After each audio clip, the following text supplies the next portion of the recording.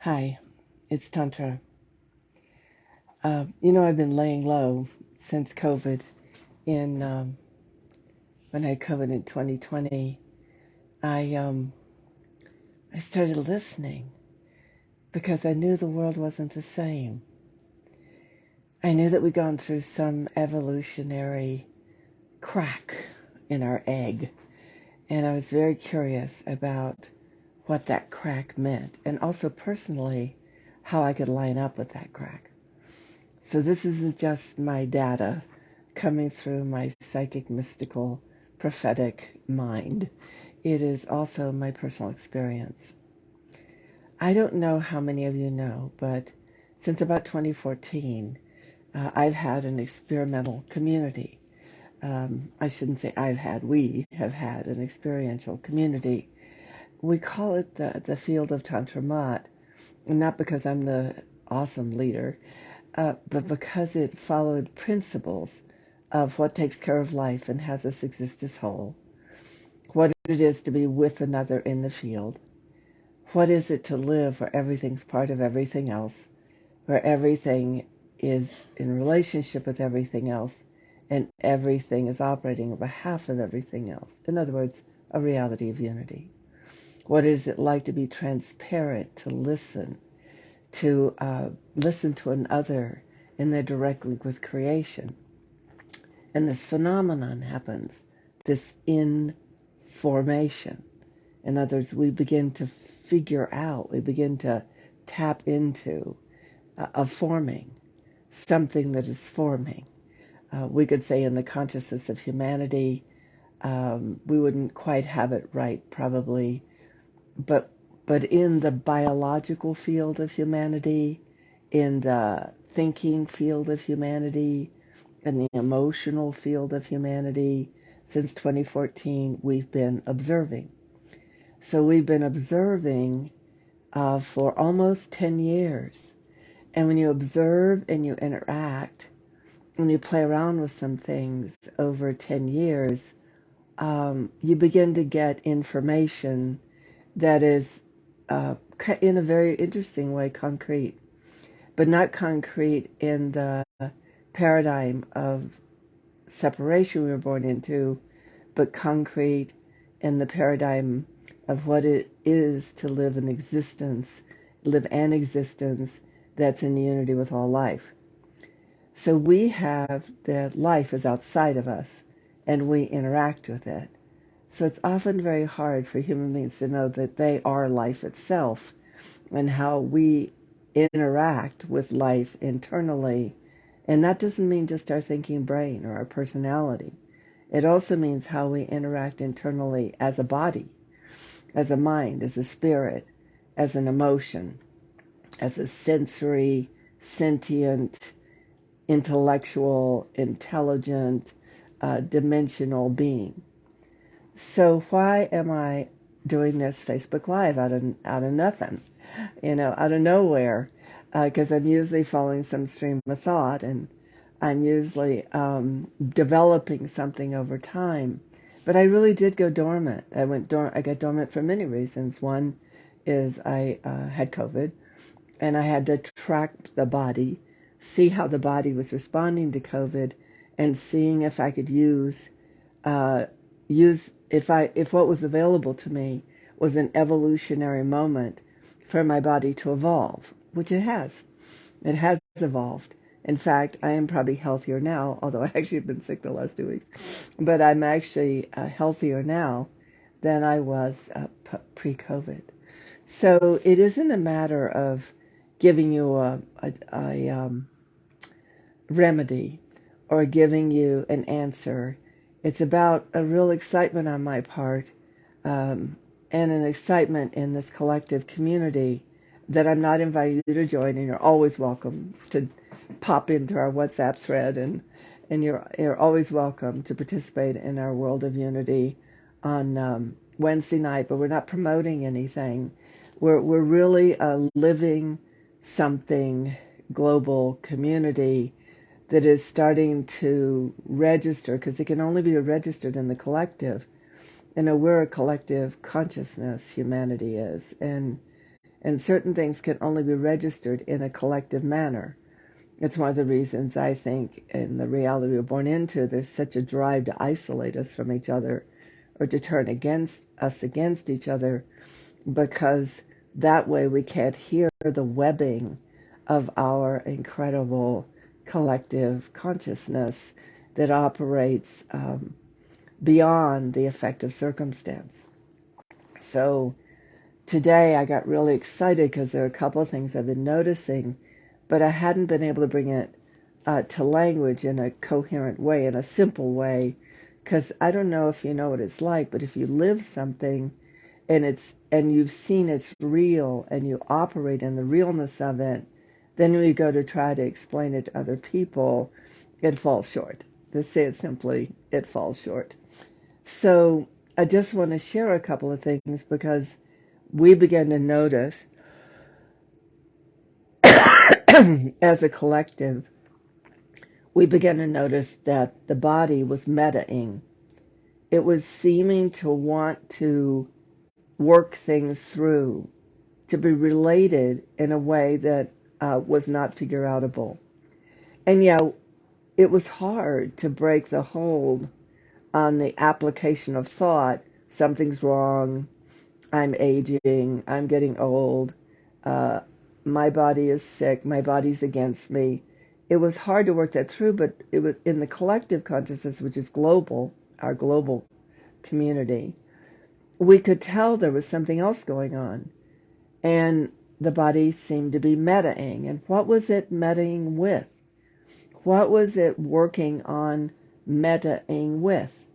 And then because we're a global consciousness, we began to notice, I have a group called iMagi European, and an iMagi Australian, and then an iMagi USA.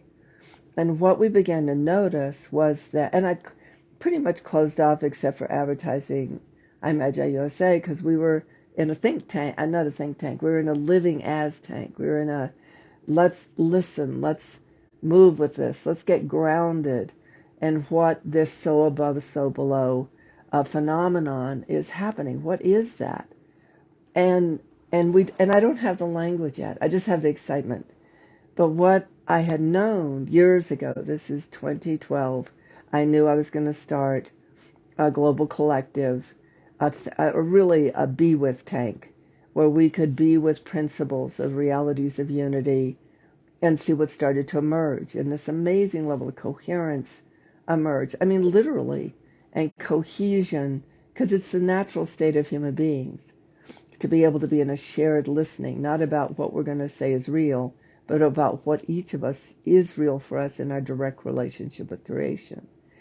To see what it is to live in a unified field, when that unified field seems to pulse and provide things like less illness, less death, an ability for the emotional field to broaden and widen and deepen, and so the full body experience of being alive can be more available. These are things we began to observe were standard, were a baseline after a while. So it's easier to live something than teach something. So when I started the group in 2014, we were just going to live something, and we're going to live it by direct experience. And that's pretty much what you're listening to today. Except I haven't found bridges sufficient to cross over into the public, because it's like the starfish thing. If a few human beings begin to realign themselves in their systems, re-relate to creation in the way a creation designed us to be, then that can affect the whole, and that's really been my interest.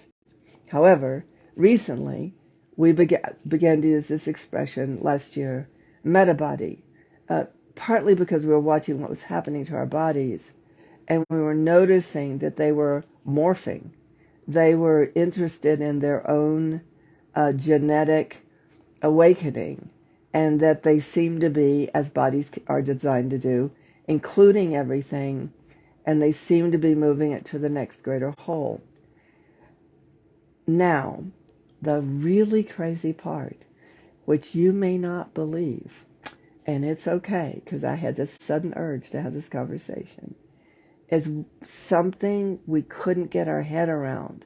And this is all of Europe, Australia, United States, Mexico, Costa Rica, South America, not so much the eastern areas.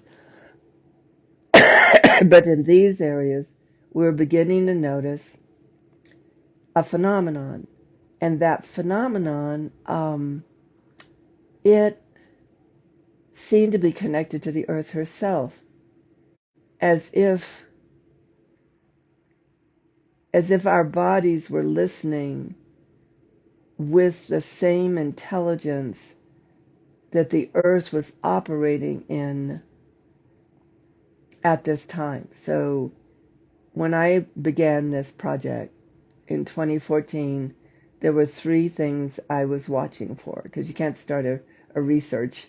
You can't start a research or an experiential, experimental activity without having things as evidence. So one piece was a lessening of illness and death. The second was a lessening of emotional, mental, and physical stress. But the third one was kind of weird. And because I knew that earth changes would be upon us in 2023 to 2027 as a psychic. And I knew that we needed to have the same ability to get out of the way when the mother needs to do her work as elephants and dogs and birds know how to get out of the way when Mother Earth needs to shift her body and change her body alignment so that she can include everything that's happened to her and then bring it all to the next greater whole.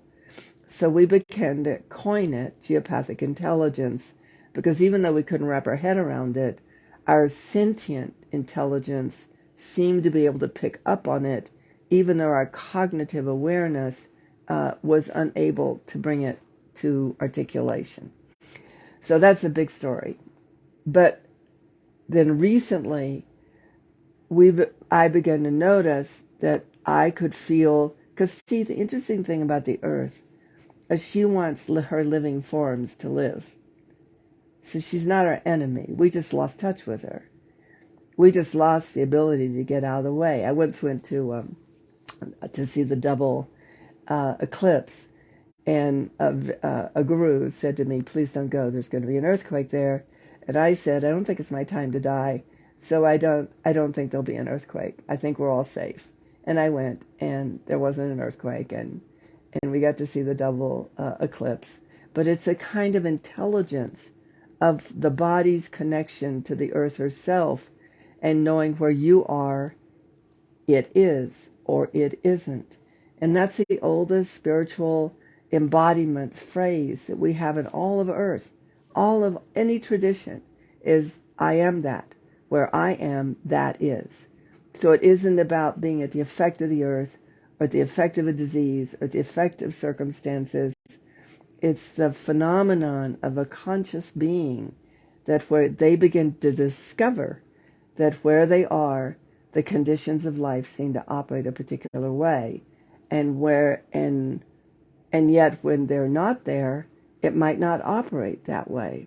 I had a boyfriend when my son Jeremy was alive, and he adored Jeremy. He adored him, and I mean, we called ourselves the Three Musketeers. My little 5-year-old son and this beautiful man named Clark, not my brother, another Clark, who was a postman, and myself. And what I never knew, his history, until after Jeremy died, and we kind of weren't a unit anymore because we were a threesome, I found out that he'd been violent with other women in his life, and never even any of that with Jeremy and me. I think more because of Jeremy than me. He was like an angel that came to earth for a short period of time to invest in me, and it's a deep appreciation. So, coming to the end of my story. So, I don't know any more about this. We're exploring it in iMagi USA, and we're exploring it in our collective WhatsApp thread, and we're getting present to things that have been invisible before, shifts and changes, and I just really wanted to let you know. But the important part is we begin to notice an astrological um, activities that seem to be a through line, a way through this, a way to pay attention and move through this, and to be able to observe ourselves and not only call on the what we need to be to align with the planet, but also, oh, guess what always aligns with the planet? Astrology. So I found out that it's 0 Aries on March 21st, which is an eclipse, which is one of the equinoxes or so, one of the equinoxes, I think. I get equinox and solstice mixed up. So I do this thing called activations, where I just keep building our unity with creation because of what's rising. It's just about empowering what's rising. So I realized after watching this that we have a place to come together, and you may have your places, but I'm just inviting you to this party on March 21st. I'll have it on my website, tantramot.com. Easy. I don't have it there yet because my computer died and I have to go fix it today. It's up leveling. But on March 21st at 0 Aries, there's a great video. I posted it on my Facebook just before this talk. And just the first part is just really yummy because it's the possibility to reset. And in the field of Tantra Mat, we recognize a reset, and then we line up with that moment of a reset, and then we are in a collective ability to reset ourselves in a more direct alignment with the planet, with the galaxy, and with our bodies, with our minds, with our spirits, our emotions, etc., and our lives in a very interesting way, which is too much to get into right now. So the point is that there's that one on the 21st, but there's another one in April that's significant, and another one in May. So I'm going to take I'm going to take this opportunity to actually set up 3 activations, very inexpensive, $11, or all 3 for $30, and we'll see what happens. So we'll do it in a manner that we can talk about it in Facebook. My Facebook page is a sacred space for rest and courage, and maybe as a small collective, publicly, those of you that aren't with us in our global community as often, maybe we can set up something on the Sacred Space for Rest and Courage on that Facebook page so that we can begin to observe and begin to perceive in new and different ways that are part of what's emergent right now and a part of how we're embodying right now. So anyway, thanks for listening. This is a pop-in and a pop-out, obviously. I have to go feed my dog, or my daughter's dog, who's staring at me and looking at me woefully. I'll show you. See, he's looking at me woefully. And then I will take him for a walk, and I will begin my day. Anyway, thanks for being online with me, and thanks for you that watch later.